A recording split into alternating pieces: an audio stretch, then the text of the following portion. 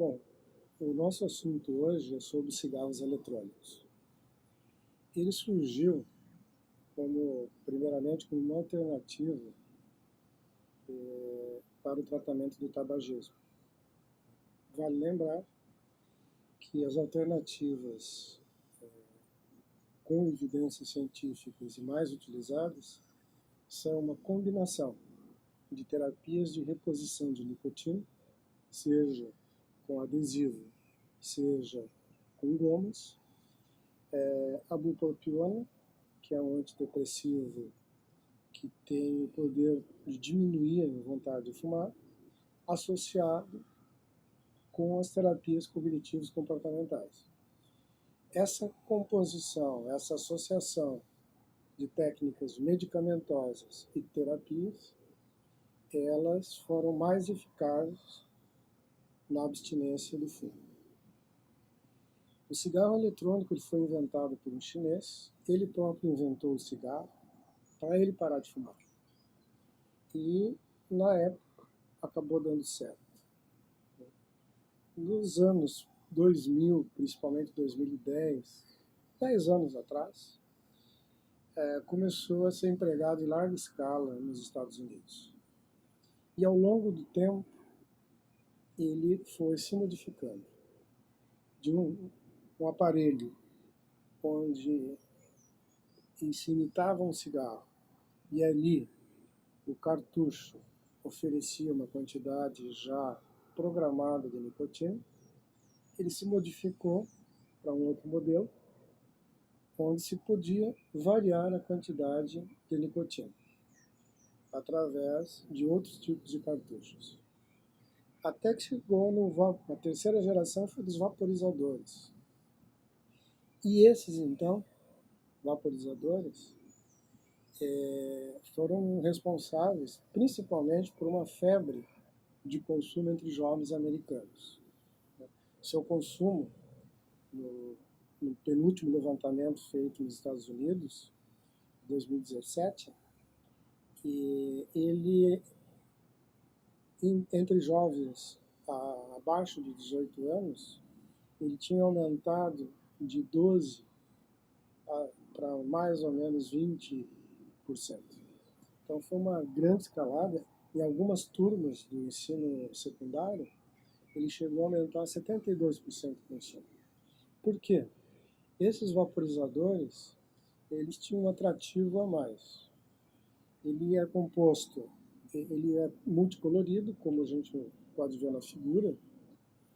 Ele é composto por um tambor, onde ali pode-se pôr o líquido que quiser, e esse líquido é vaporizado com uma resistência, e você pode também aumentar o poder da resistência, para produzir mais ou menos fumaça, mais ou menos intensidade, e colocar ali um líquido com graduações variáveis de nicotina. Os líquidos, eles nunca tiveram uma regulamentação adequada. Então, eles são vendidos, por exemplo, nos Estados Unidos livremente.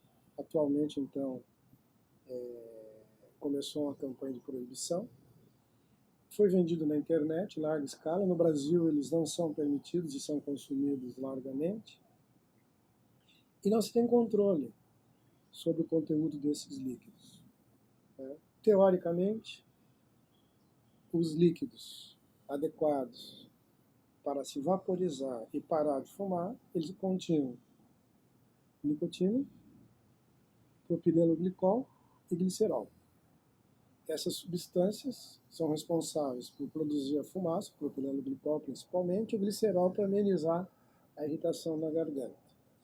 E a dose de nicotina variável conforme o desejo da pessoa de partir de doses grandes para diminuir para doses pequenas. O problema é que o formato desses aparelhos, a fumaça, o colorido e a propaganda, já que as grandes indústrias fumageiras, elas passaram a vender esses vaporizadores, e eles ficaram com um grande atrativo para os jovens. jovens que não começaram a fumar ainda, né? Então, se constituiu praticamente uma nova droga. E também ali começou a se vaporizar líquidos sem nicotina, usado em concursos de fumaça, para se produzir imagens no ar, e começou a se introduzir ali líquidos contendo maconha. Daí veio a quarta geração, né, chamado PODS. Essa geração é quase uma caneta chata, onde ali se coloca um pendrive, tipo um pendrive. E esse pendrive pequenininho, o maior fabricante é a Juul, da Califórnia, ele contém variados teores de nicotina, né? E tem também alguns contendo canabinoides, maconha. Então isso virou uma febre maior ainda pelo formato e por imitar os aparelhos tecnológicos de hoje. A carga realmente imita um pendrive. E se perdeu o controle, né? E esses líquidos também, eles têm sabor. Recentemente, começaram a ocorrer uma série de mortes nos Estados Unidos esse ano, mais ou menos em abril e maio, e vários relatos de pneumonias pelo uso do cigarro eletrônico, principalmente um tipo de pneumonia chamado pneumonia lipoide, onde se encontram células no pulmão carregadas de gordura. E alguns casos graves evoluíram para a morte. Isso originou, então, principalmente no estado de Wisconsin e Illinois, nos Estados Unidos, uma criação de um protocolo.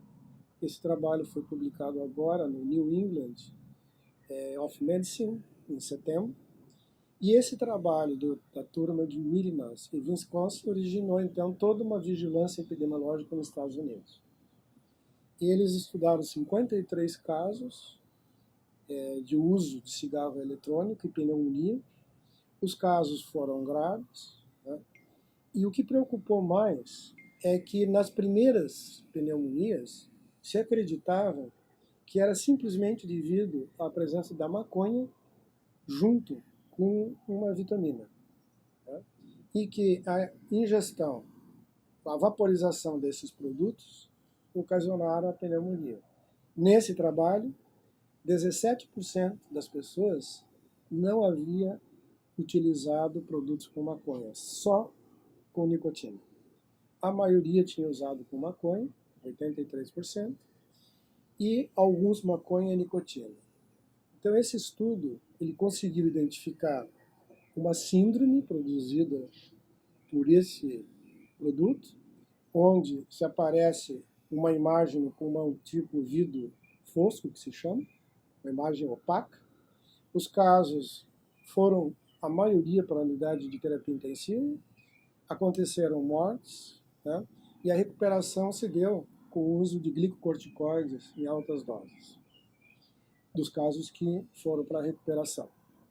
Então, a partir daí, eles emitiram um alerta epidemiológico, e aí já são 1.400 casos, com 33 mortes nos Estados Unidos, ou mais, não estou atualizado, e que respeitam a configuração dessa síndrome, né? É uma síndrome típica do consumo desse produto. Falta agora descobrir qual substância exatamente está produzindo essa pneumonia, porque não se sabe direito o que acontece com essas substâncias, mesmo tido como inofensivas, quando vaporizadas em alta temperatura.